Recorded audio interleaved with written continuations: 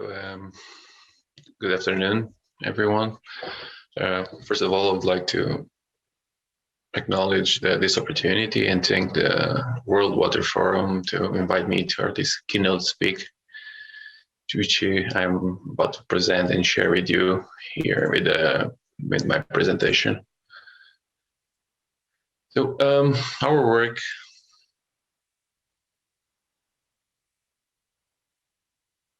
I'm a researcher at the CCMR, Center of Marine Science of the University of Algarve, and my work is focused on seahorse populations. And the seahorse populations are focus on the two, of course, and the two European species. Seahorses, everyone knows them. Everyone knows how to recognize a seahorse, no matter if it works with them or not. So it's a really recognizable animal. They are seen as cute and friendly fish, and represented so many ways that, as I said, everyone recognizes a seahorse. Unfortunately, there is always the other side of the story, the dark side for the seahorses, unfortunately, which are the focus of illegal trading, because it's believed that seahorses have beneficial properties that benefits their consumption, and so they're so much used in traditional medicine, Chinese medicine. And therefore, no matter the species, or no matter in the world, they are chased and collected illegally, as you can see in this video that was from a illegal catch from last year in Peru. So for the trade, there is not much difference on the different species. So all of them are targeted for illegal trade. And here in Europe, the two European species are present from the southern part of British Islands, around Iberian Peninsula, all the Mediterranean, and up to North Africa. And for those who don't know, here our research area, which is the Ria Formosa, it's in the bottom south of Portugal. It's a coastal lagoon, and this coastal lagoon, it's made of different channels in different sizes, with more aerodynamics, and they're the home for the two European species, the long-snout seahorse and the short-snout seahorse, and both inhabit these locations. But as any coastal lagoon, the human impact is quite huge, and no matter how it's done, it has an impact on wildlife. So even if just for fun, for leisure, like watercrafting, boats that generate underwater noise, even illegal fishing, mooring from yachts that come with tourists especially during summertime, because mooring has a huge impact on the bottoms. Now this algae that is also getting an invasive behavior and taking care of large areas that we still don't know which is the impact on seahorses. All of this is negative for the welfare of the species, and most of it, of course, the illegal fishing. Illegal fishing in the lagoon, as other locations, is focused, of course, in getting the seafood for human consumption, basically by beam trolling the bottoms, which are extremely sensitive, but this is used almost every single day or night in the case, because being illegal is mainly done during nighttime. So it's used with a really thin mesh that is dragged through the bottom to collect seafood, even crustaceans, fish, cephalopods, and of course, unfortunately, for the past few years, also seahorses, which are caught and then illegal traded for the Chinese market. But illegal fishing has these two major problems, which is the direct cut of animals, eventually bycatch, and also the damaging of the bottoms. And it has the tremendous power, the negative power, of making this, there's a photo that you can see here, which is almost idyllic place for a seahorse in almost the barren areas with nothing exists. And for these guys, they hardly have something to be attached to the holdfast, which is something they depend on. So making in numbers, research on this lagoon started back in 2001, early beginning of the century, and you can see here in this, all of these numbers represent the average number of seahorses that were spotted at the time in these locations. And you can see, well, except from this location, there were seahorses all over.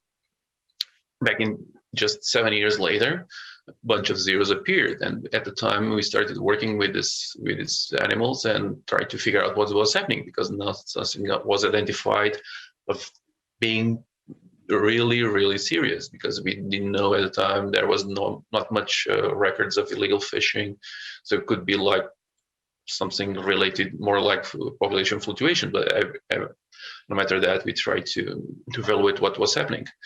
But unfortunately, around 2015-16, the illegal fishing then started to occur. There was a burst of illegal fishing for seahorses, and you can see here a lot of zeros, and the numbers decreased dramatically. And back in 2010, last year, as you can see here, the numbers are quite low. Only this is represent the average number of animals in each one of these locations. This year, we just made the yearly survey 2 weeks ago, and numbers are similar to this. At least it's stagnant, at low stagnant, but did not decrease. But putting in figures, as I said, if we look at this as a seahorse density, individual per square meter, from 2001, the first record, to now, this represents a decrease of 96% in the both and combined density of both seahorse species, so the long snout and the short snout, which is dramatic. And now something had to be done. So actions had to be made. And the first thing it was done by locally was to create an action group for the conservation of seahorses in the Ria Formosa. This included regional stakeholders from the science. We, researcher from Centre of Marine Science, University of Algarve, Institute for Conservation of Nature, Portuguese Institute of Sea and Atmosphere, the Maritime Authority, the captaincies of Faro and Olhão, and all other agencies that somehow could decide what was the way to go and to protect this such a sensitive species. And from it came some resulting actions. And from those, the more relevant was an attempt to restrain the restraining actions against illegal fishing in the lagoon, to evaluate the status of populations, to actually know what's happening. And so that's some of the figures that I showed before, to identify, of course, habitat locations and availability, because the habitat degradation was serious and it was identified as one of the major problems.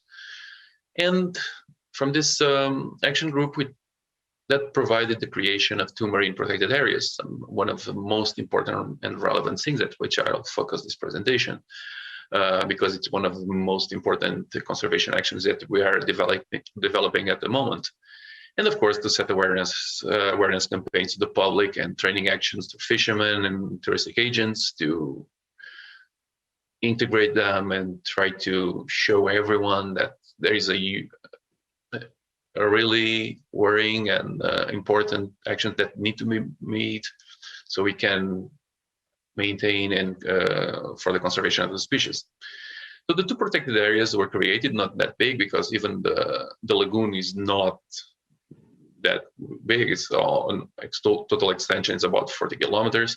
So these 2 areas were created, area A and B, one closest to Faro municipality and the other to Olhão. And these 2 areas are no-take zones, basically.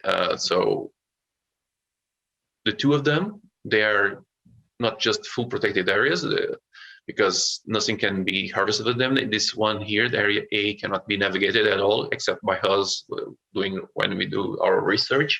This one here has maybe navigated on this part, but all the other one, they are just no-take zones. Nothing can be harvested or done in those locations.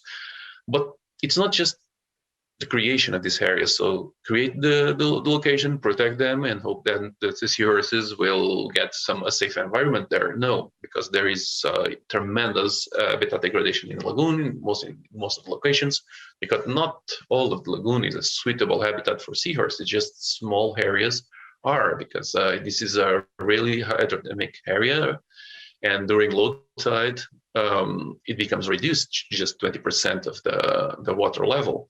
And seahorses are subtidal species, which mean that they only live below the minimum water level during low tide. And of course, in those areas, some of them are barren areas that doesn't hold fats for seahorses to attach. So within the lagoon, there is just small pockets where they can inhabit. These two marine protected areas are two of them, but of course, we intended to improve them. And for that, we endorsed habitat requalification actions to implement that are now being implemented. The two of them are seagrass transplants, because seagrass are really important for seahorses as a habitat, but mostly as a food supply areas, and also the inclusion of artificial hold-fast units between artificial structures, because seahorses sometimes they don't matter much what they attach to, as long as they are attached to something, because they are such a poor swimmers, and they need to be attached most of the time to hold in contact to some surfaces. And we are doing both of this, seagrass transplants and artificial, because seagrasses will be transplanted to shallow areas, as we see in this diagram, because we can only make seagrass transplants to shallow areas where there is enough light for them to grow. But seahorses are all along the channels, so we are deploying artificial structures in deeper areas. We just finished doing this, of putting this first set of artificial structures and seagrasses also. So we are requalifying in different stages all of the marine protected area. We have tested this solution long ago. More than 10 years ago, we started using the first artificial structures, and they provide a really suitable habitat, which seahorses do use. Here, of course, we can see like this is a cuttlefish, because these habitats are not just suitable for seahorses, are also suitable for all the species that share the same habitat with them, which are relevant here, because we research on seahorses. We are all about their conservation, but also all the other species, the biodiversity of the aquatic environment where they share with other species. And as you can see here, that's cuttlefish, which also occur with good abundances in the lagoon. So these are the artificial structures. They look like natural algae, but no, they are artificial. And you can see here the seahorses were using them. And in these locations that we did small pockets of artificial structures, we managed to provide an habitat that's seahorse populated in higher densities than actually in the other habitats, which is a really good indication of their uses. I can see here there's a seahorse and then a European toadfish, another species that share the same habitat. So as you can see, again, toadfish, more seahorses. Here we are just starting from something artificial, but that we know now that has been transformed by colonization of by natural structures like algae get populate these structures, even marine invertebrates had the power to change from something that is totally artificial on the start to a living environment. And we can see another one, seahorse here disguised, and another one here. But this video that I'm showing was recorded like 7 years ago, before the crash with the illegal fishing. So we just know that these artificial structures have the power to improve their habitat and can be used. So now we are deploying these new structures. We have gone green with the structures. Before use nylon rope. Now we are on a natural fiber, as you can see here, with tiny corks just to keep it floating. And this was recorded just like a couple of days ago when we deployed the first sets of artificial structures within the marine protected area, so to create a brand new habitat for seahorses, and of course with the species that share the same habitat. Yeah, and you can see here now it's still completely artificial, but as we've seen in the previous video, soon, like in a month or two, this will become already looking more natural than it is now. And even this was done like last Thursday. You can see like a first settler here. We just put the structures in place, and there was fortunately, we saw this seahorse. It's a male, as you can see, the big pouch here full of juvenile embryos developing. So this is a brand new hope for the species that they are reproducing now. We see, no matter as I said, the numbers were stagnant. Even here in the marine protected area, we see double figures from last year to this year. So this is already encouraging results of seahorses using structures and becoming more abundant, because as we were there, the Coast Guard is helping us and is patrolling the area, and no one else, either than us, can go in these locations. So with these actions that I'm just sharing with you a bit, because there's not much time to go more in detail from our research, just to show you what we are doing now. We are trying to bring these populations up again. So like a video like this one that I shot a few years ago become again a reality here in the lagoon, and we can manage to spot seahorses more often and more abundant than actually at the present moment, as I show. And this is something that we are now doing, and we are fully engaged for the conservation of this species, because the seahorses in the Ria Formosa at the time, back in the early century, was considered the highest density of seahorses, no matter the species in the world. And now, unfortunately, there's no longer the same reality, but our goal is to bring up these populations up again, and so we can redo it and become again the highest populations, or at least one of the highest density of seahorses in the world, as it was before, because only that way we can be sure that this species, the European seahorses, will continue to exist and not go, I would not say extinct, but really low numbers. So with this, I just want to acknowledge the project that we have get the funding to do this work, which is Project People Safe. So thank you.